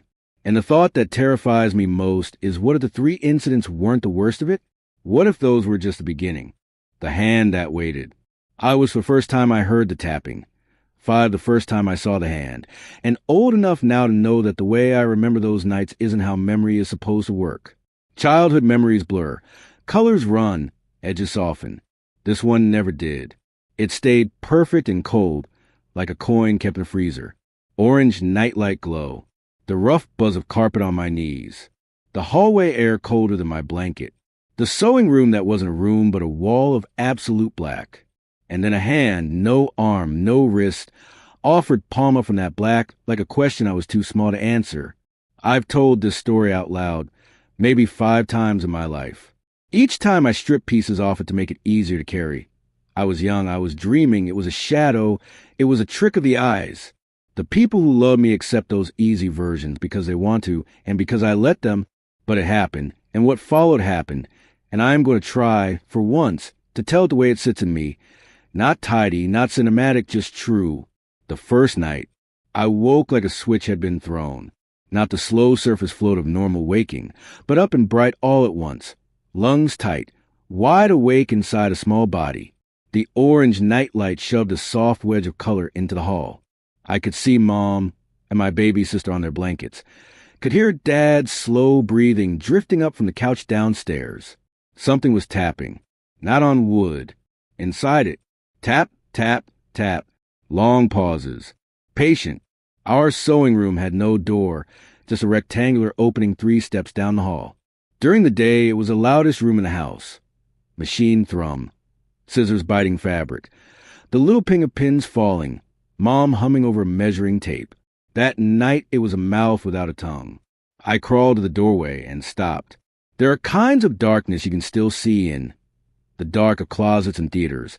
The dark of the backyard if you wait for your eyes to stretch into it. This wasn't that. It was blackness that existed in front of the room. A surface. It felt like my face was close to glass, except there was no reflection. The hand came out of that black the way a word comes out of a mouth. Palm up, fingers long, every part of it made of the same impossible nothing as the void behind it. Not a silhouette, not shadow, the opposite of light given shape. It didn't grab for me. It didn't even move. It waited, as if I were late for an appointment I didn't know about. I would like to say I screamed. I would like to say I ran. I didn't. I sat there breathing very quietly until I heard Dad stand up downstairs, until the steps creaked the first stair, until the hand slipped back into black as smoothly as a fish into deep water. "What are you doing up?" he said behind me. He carried me back to my blanket and closed the door all the way, like a parent does 100 times without thinking about the room it cuts off. That should be the end, if stories behaved. But the tapping came back, and so did the black, the house and its rules. We moved into that place because it was what we could afford, and because the light in the kitchen made my mother's face look younger when she stood near the sink. My father said the bones were good. I later learned that people say that about houses when they mean the opposite of what they fear. That the bones are what you can't see and won't be able to fix. The sewing room had been a bedroom once, long before us. Someone had taken the door off, patched a vent, run a mess of extension cords across a wall, and then coiled them back, as if a project had been started and then abandoned mid-breath. The room looked normal in daylight, if you didn't stare too long at the place where the baseboard didn't quite meet the jamb. My mom didn't like to sew after dark anymore. She said her eyes got tired. She said pinheads looked like moving insects when the lamp hit them wrong. She said a lot of things to avoid saying the one on her face. I don't want to be in that room when the house is listening. There were rules. They accreted slowly like limescale. Little constraints that grew into a shape. Don't answer if you can't see the mouth. Don't stand with your back to the hall. When you're at the machine, don't leave the nightlight off. If you wake up sweating, do not wipe the window. Let the condensation slide where it wants. If you hear tapping, count to 3 between each one. And if the count goes wrong, wake Dad. Those rules worked in the way sandbags work in a flood. Imperfectly, temporarily, but enough to keep your feet dry while the water insists. Tapping that wasn't mine. When I was 6, Mom taught me to clap patterns from a song she loved as a kid. We tapped them on the table. Hers clean and quick, mine sloppy. Both of us laughing when I missed the split-second silence in the middle that makes the rhythm swing. The first time the tapping in the night matched that rhythm, I cried. Kids are good at pretending until a thing pretends back. The second time, I tapped once, just once back. Tap, silence. Then, tap, tap, tap. It was close but wrong, like an echo that wanted to turn. It didn't feel like call and response. It felt like rehearsal from the other side of a wall. I stopped tapping after that. I started counting. The numbers steadied me, even when the taps arrived on wrong counts on purpose, like the house was learning breath control. The black that moved. I didn't see the hand again for years. The black stayed. It learned new ways to be itself. Once, when Mom's machine jammed and she swore under her breath and cut the thread with her teeth, the black advanced across the doorway until it swallowed the orange light at my feet. The floor beneath my palms went colder, not as air does, but as water does, and I understood, not with words, but with that other kind of body knowledge children have, what my father meant when he said the bones were good. The bones were patient. "Bed," he said, not looking up from the bills he was pressing flat with his palm. I went. He blew out the nightlight and turned it on again and then off, like a person testing a switch to make sure a cause still makes effect. It did. For a while. The day version of the story. Here is the daytime, adult version of the story that I tell at cookouts if someone gets me near candles and asks the question everybody asks when lights are low and nobody wants to go home yet. Have you ever seen anything? I smile and say, when I was little, our sewing room felt weird. Sometimes I thought I saw something. I'm sure it was the streetlight and the way our hallway trapped it. Or my mom worked nights sometimes and the machine noise made me dream. Kids wake up wrong. Or if I am with friends who read things I read, there's this thing called palinopsia. Your brain repeats images. It happens. Once I thought a doorway was a black square. Sleep paralysis. You know, those versions are true in the way a map is true. They get you to the place without saying what the place smells like. The real version kept going. The hand returns. I was 8 the second time it offered the palm. It happened on a night when my sister had a fever, and the house felt like it was simmering under its own roof. The tapping had been small and precise for weeks. That night, It was a single knock, and then my name, not said but shaped, the way you know a word is yours, even when you can only see it on someone's lips.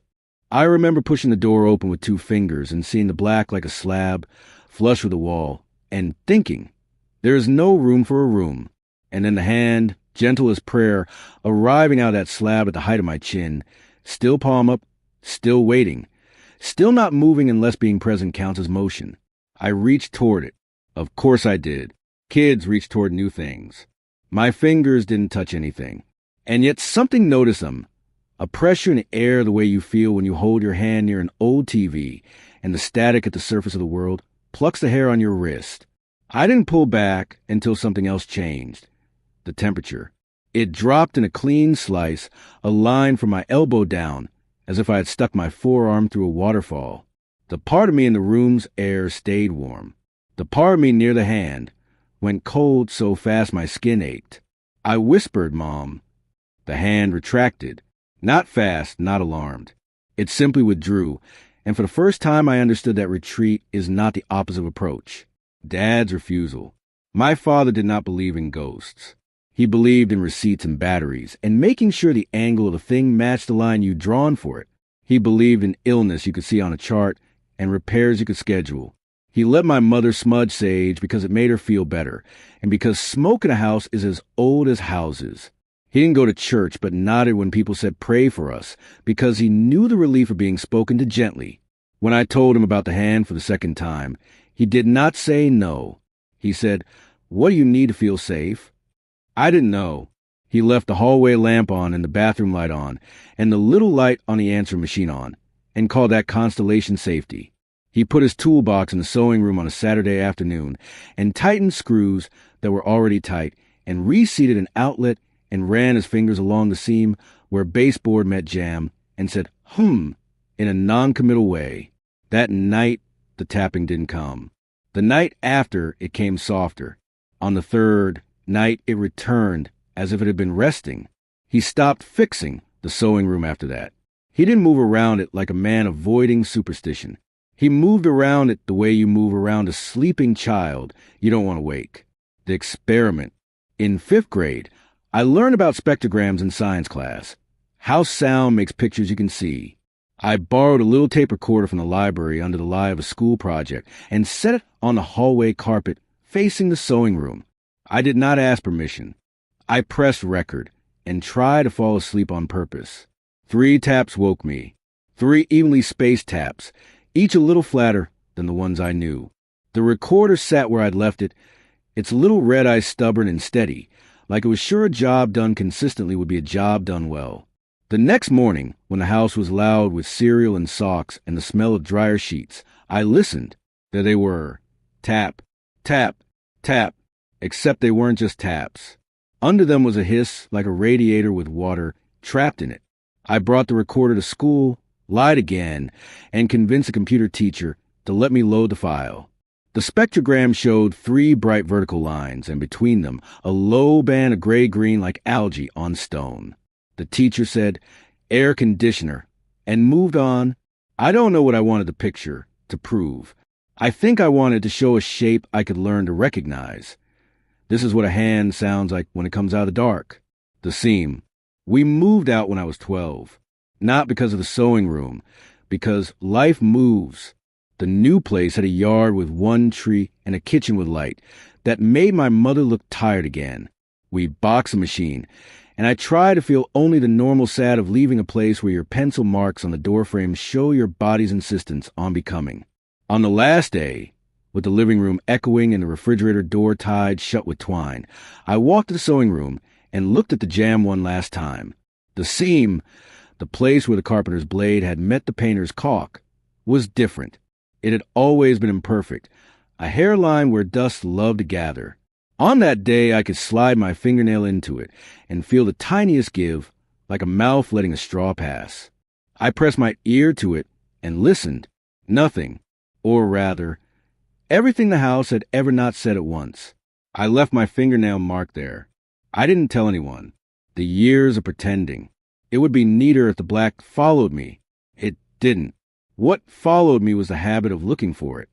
I cupped my hands around the edges of new doorways and felt air temperature the way a dog tastes wind. I avoided sitting with my back to any opening without a door. I learned to sleep with a small lamp on, not because I believed light could keep anything away, but because it kept me honest about what I could and couldn't see. I learned other adult tricks too. How to talk about houses as investments and about neighborhoods as up and coming.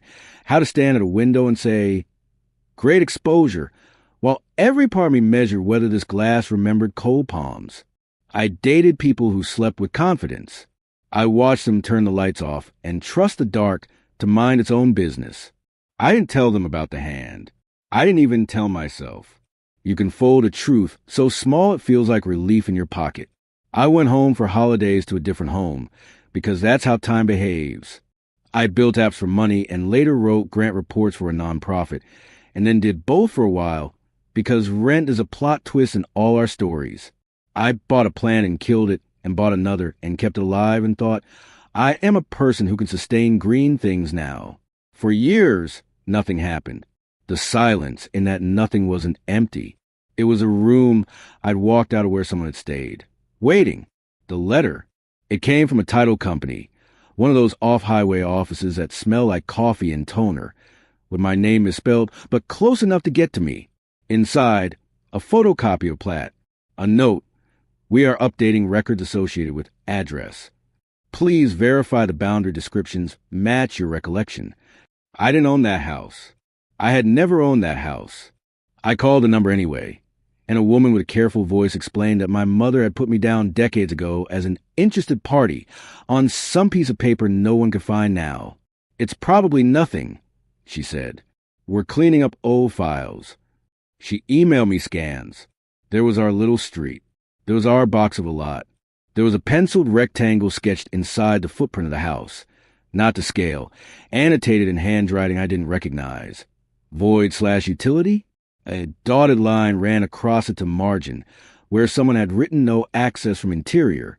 The date on the corner was 2 years before we moved in. I asked for the underlying documents. She said she'd look. She didn't call back. The scan sat in my inbox like a hand turned palm up. Going back. You shouldn't go back. Everyone says so, and everyone is correct, and still we go. I went on a late afternoon that pretended to be spring, but smelled like winter's breath. The house was painted a new color and had a new mail slot, and a very precise metal number screwed into the siding that didn't match the style of the porch light. The shape was the same. Bones don't take paint. I stood on the sidewalk and practiced leaving. I did not leave. A woman in a purple sweatshirt came out to get a package and saw me and did not smile. I waved the paperwork like a passport. I grew up here. I lied in the right direction. There's a weird note in the county file, and I did not know what I was just. Curious? Haunted? Rude? She looked past me the way you look at rain, to see if it will commit. 5 minutes, she said. Inside, it was both smaller and larger than I remembered. The ceiling closer, the rooms longer. The hall was the same long breath. The sewing room was a nursery now. White crib, white dresser, a monitor with a camera shaped like a small friendly robot. There was a door on the opening. A real door. Painted blue. My hand went numb at the sight of it, the way your mouth goes numb when you bite foil. Do you mind if I said, and she was already lifting the latch and opening the door to show me how normal a room can be with a door, how tidy it is to separate spaces with hardware. The room looked fine. No black, no edges misbehaving. The baseboard met the jamb without a whisper of a seam. The woman spoke softly because the baby was asleep and because this was the kind of house where people lowered their voices without noticing why. Any weird noises? I asked with the fake brightness of someone who expects to be dismissed. Old houses make sounds, she said. Then, as if she were correcting herself before I could, sometimes the camera glitches. Static at odd hours. The pediatrician says it's fine. We moved the crib away from a wall. She gestured vaguely at the far corner, as if the room were the kind of place you can point at without pointing at anything in particular. I thanked her and left before she could find a polite way to let me. On the sidewalk, I stood and breathed carefully until my hands stopped tingling. That night, The tapping woke me for the first time in years. 1, 2, 3. I lay still and counted each breath and thought, okay, the message is, adults make rules too. Mine were pragmatic. If it begins, document. If you can document, you can survive it. My phone recorded 6 nights of nothing, then 1 night of everything. The tapping was there, measured and patient. Between taps, a thin mechanical chirp the algorithm labeled appliance, which is a kind of word an app uses when it doesn't want to scare you. I bought a little thermal camera attachment because that's what a person does when they're trying to name the invisible. I swept it across my apartment doorway and pretended I didn't feel stupid. On the 7th night, the feed showed a pale rectangle of cold where warm walls should be. The shape was the size of a door and the height of a person's attention. I told no one. I should have. There's a special stupidity in being alone on purpose. The next morning, words appeared on the inside of my bedroom window when the sun warmed the glass. Not real words. The idea of words. The way frost suggests letters when you squint. A cluster of curved shapes like a language that had chosen different bones for its alphabet. I wiped the glass and the streaks smeared into nothing. That night the same arcs returned in the fog of my breath when I checked. And this time I didn't wipe them. I watched them fade and then felt silly for waiting for a sign to blink at me like a cursor. But there was a sign. While I watched the fog letters evaporate, the tapping answered my heart instead of my count. Tap when I exhaled. Tap when I held my breath too long. Tap when I tried not to think. I pressed my palm to the cool paint beside the door and whispered, I hear you, and hated myself for the intimacy of the sentence. The hand did not come. It didn't need to. It had learned my rhythm and was patient. I tell someone, the first person I told was the wrong person and the right one. Her name is Leah. She collects instruments she can barely play and keeps spare toothbrushes at my place without asking, and can sit in silence with me for entire movies without looking at her phone. She's also the most practically superstitious person I know. She throws salt over both shoulders when she spills it, not because she believes in devils, but because she believes in the safety of habits. We were in bed on a Sunday, the kind of morning where the city is soft and far away, and I said, I had a thing in my old house. She propped herself up on an elbow and looked at me like people look at dogs about a bolt. Attentive, non-judgmental, braced for movement. I told the mild version first. Then the other one. I told her about the hand. She didn't laugh. She didn't say, that's scary, and leave it there. She said, what did it want you to do? The question surprised me because it implied agency. Not mine, but its. I had spent so long being careful not to grant it verbs. I don't know, I said, which was the truest and stupidest answer. She asked to hear the taps, and I played her file and watched her face for signs of dismissal. She closed her eyes like she was listening to a piece of music. After the 3rd tap, she tapped back once on my arm gently and said, if you reply, you're in conversation. I know, I said. Do you want to be? She asked. I didn't answer. The real answer was yes. We set up a camera anyway. Pointed not at the door, but at me, because she said if the story was about me, I should be in it. That night, I slept 3 hours and woke to thin aggressive loneliness that visits apartments at 3:11 a.m. The tapping waited until I sat up. It was louder than it had been in years. Leah sat up too. Don't talk to it, she whispered. We're just listening. The hand didn't come. The thermal camera showed a colder patch that looked like a person had stood too long facing my door. The audio showed taps that fell a fraction closer together than before, as if someone were practicing patience and losing. The file saved the cloud. The cloud mislabeled it appliance. The invitation. On the 11th night after I visited the old house, the tapping stopped pretending it was anything else. It tapped 3 times, paused, and then tapped a pattern I knew but had never heard from it. My mother's old clapping game, the one I'd stopped playing, because mouth should belong to people. I got out of bed and stood at the door, because that is the stupid brave thing people do in movies, and in real life when movies have taught them where to stand. I pressed my palm to the paint, slid it down until I felt the seam where the jam meets drywall, and waited. My skin went cold from knuckles to wrist in a clean line. The temperature reading on the phone dipped 3 degrees in 1 second. And then No hand. Not yet.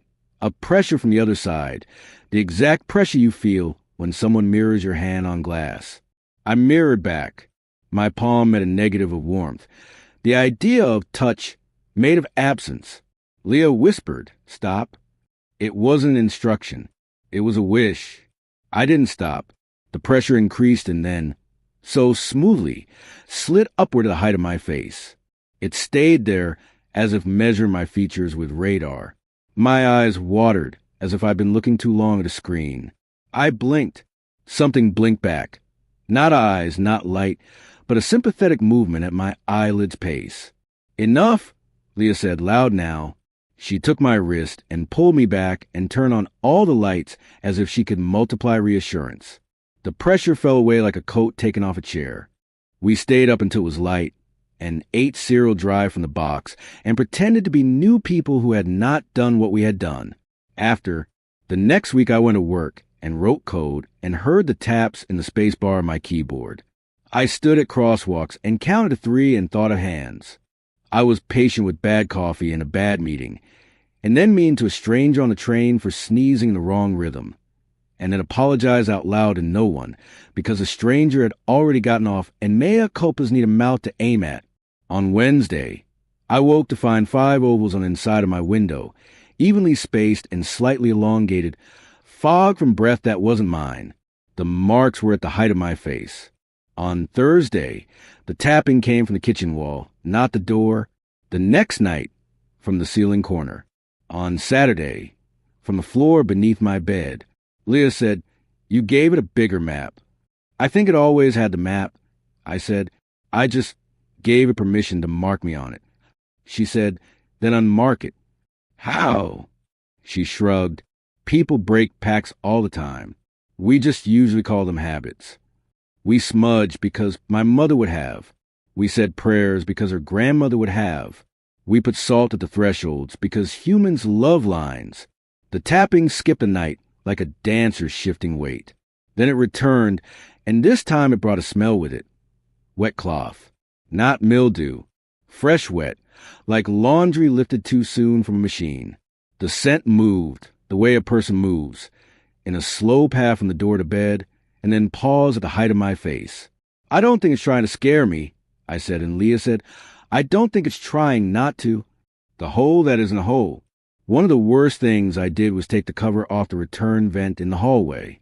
I unscrewed it at 2 p.m. on a bright Tuesday, like a thief choosing noon, to steal an apple.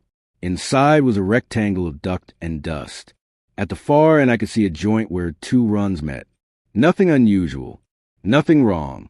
I leaned down and breathed in and expected old air. I smelled cold. You don't think cold has a smell until you recognize it. The penny metal scent of refrigerator air, the clean dry of newly opened winter. I put my face closer and thought about children sticking tongues to poles. I pressed my palm against the metal, and it hummed at me in a way that felt personal. The phone camera saw nothing but gray. The thermal attachment made the back of the duct look like a lake in February. I closed the vent and stood up too fast, and the hallway swam, and I said, "I'm done," out loud, as if houses respected declarations. That night, no tapping. The night after, a single tap. The night after that, nothing again.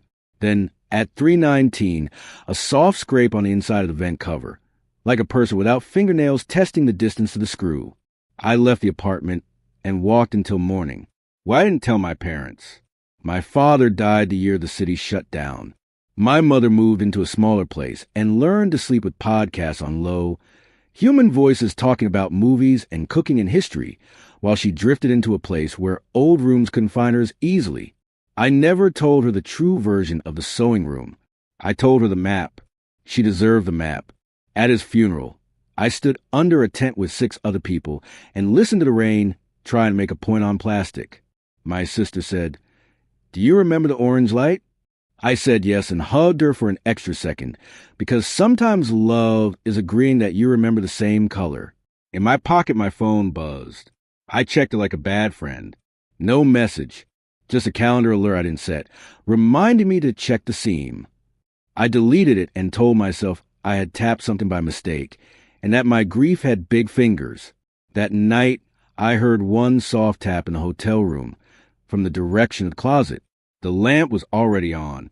I said, "Not tonight," and the silence that followed had the shape of a shrug. The last time, so far, I know people want a climax, a moment, the part in the movie where the hero shut the door, or opened it, or put their hand through and saw a different world. I wish my ending worked that way. The last time is a small story with a large shadow. A neighbor's kid lost a ball in the stairwell. I bent to pick it up and saw, at floor level, a hairline in the paint. One of those harmless cracks buildings grow like stretch marks. Except this one had length, but not width. It ran straight for almost a foot and then did something cracks don't do. It took a sharp turn and continued at a perfect right angle for 6 inches, and then stopped, as if a carpenter had changed his mind. I pressed my fingernail to it and felt a little give like old caulk. At 3:14 that night, the tapping woke me. Not at the door, not at the vent, not at the ceiling. At the baseboard by the bed, right where a wall meets a world. I lay there and put my hand, palm down, on the floor. The wood was cool, the cool of shade on a summer sidewalk, not the cool of a void. The tapping went quiet, and in its place came a softer thing, the sort of pressure you feel in your ears right before a plane lands. A change. I slid down until my cheek touched the floorboards. I don't know why. Maybe I was trying to see the world from a shorter height. I looked along the baseboard seam, and for a fraction of a second it looked back. Not with eyes, with attention. The kind you feel in a crowded room when you realize someone has been waiting for you to notice them. I said, without planning to, "I won't go." The words tasted like old coins. The pressure eased. I felt foolish and relieved, and sad in a way that felt bigger than me. I moved my mattress the next day. I salted the seam. I bought a rug. I told Leah it's over and meant until she kissed my temple like a person blessing a spot they can't protect. The tapping hasn't stopped. It changed. It learned patience from me, and now it uses it against me the way only companions can.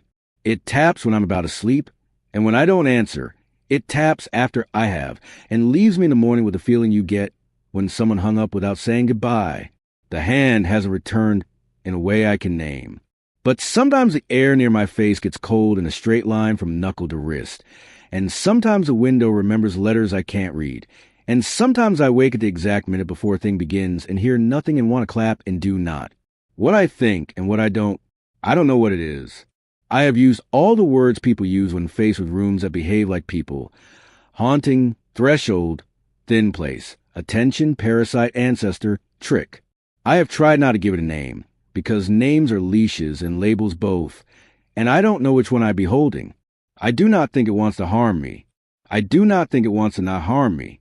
I think it wants me to know that it can wait longer than I can.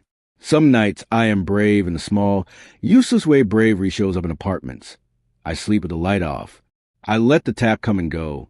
I put my hand out and then pull it back before the cold begins. Other nights I am a person with old rules and new salt and a lamp that stays on. I would like to tell you that one of these ways works. They don't.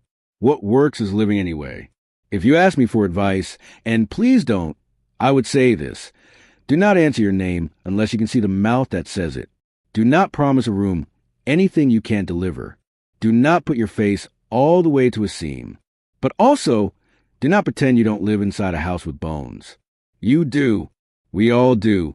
We call them thresholds because we like to think we are the ones crossing. Sometimes they cross us.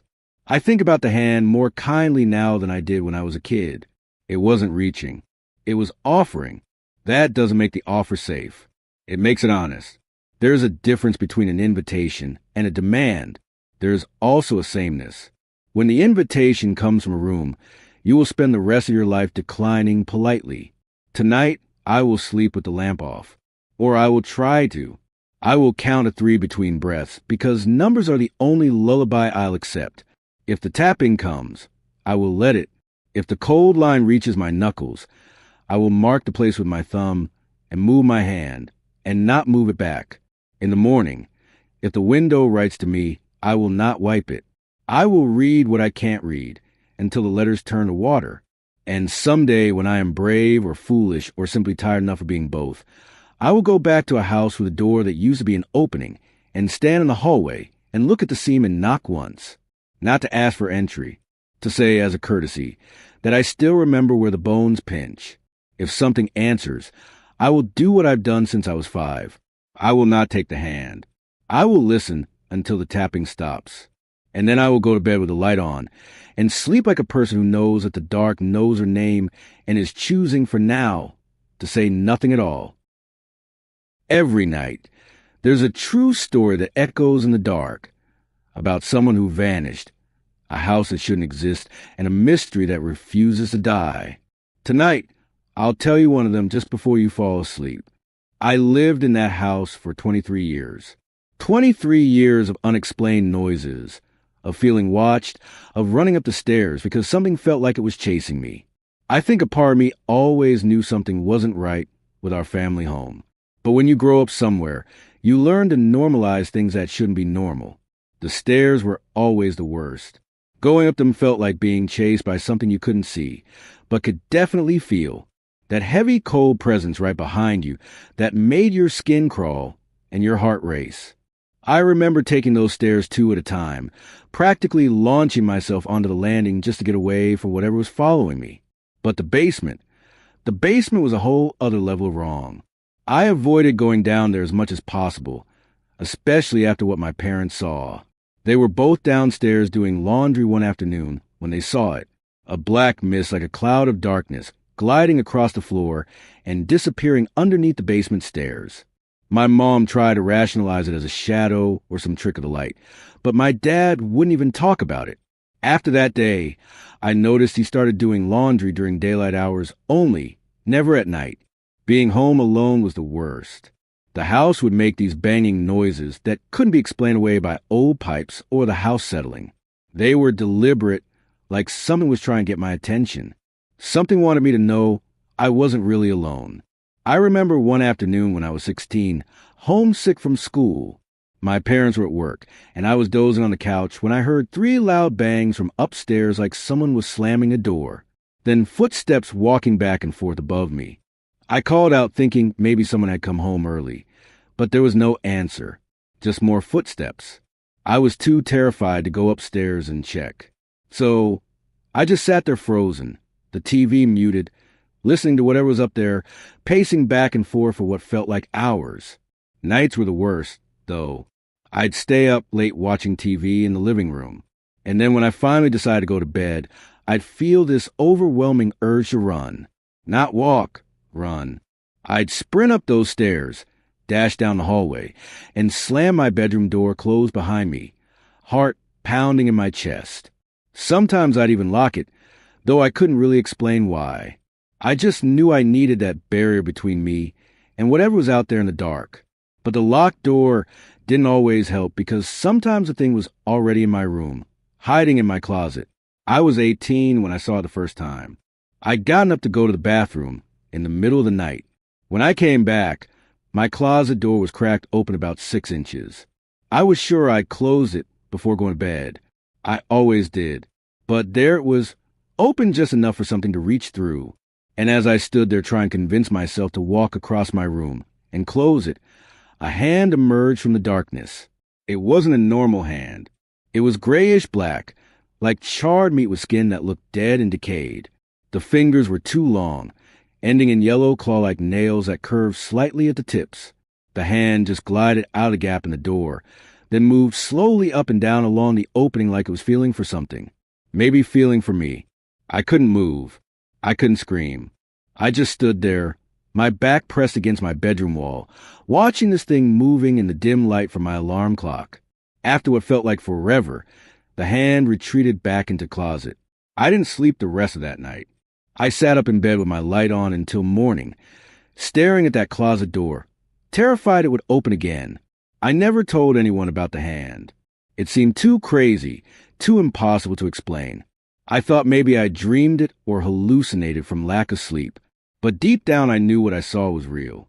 The second encounter I can't explain away or rationalize, and it still gives me chills to think about.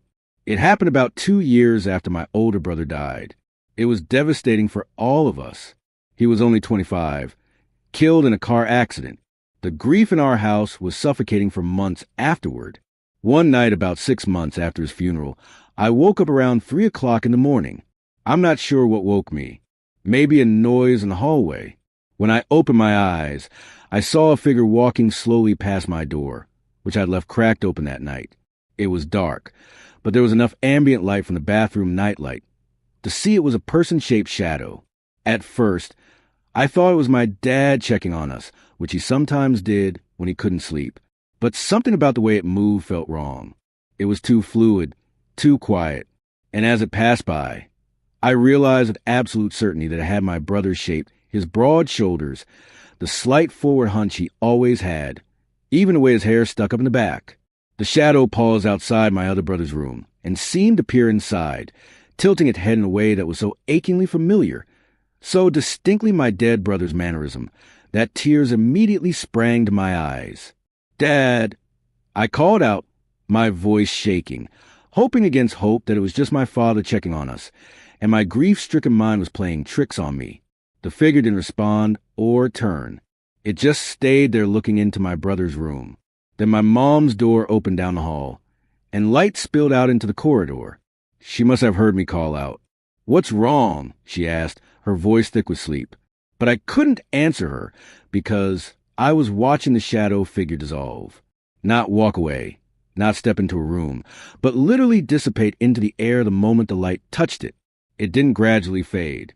It was just there 1 second, and gone the next. My mom found me sitting up in bed, staring wide-eyed into the hall. When I told her what I'd seen, she got this look on her face. Not disbelief, but recognition.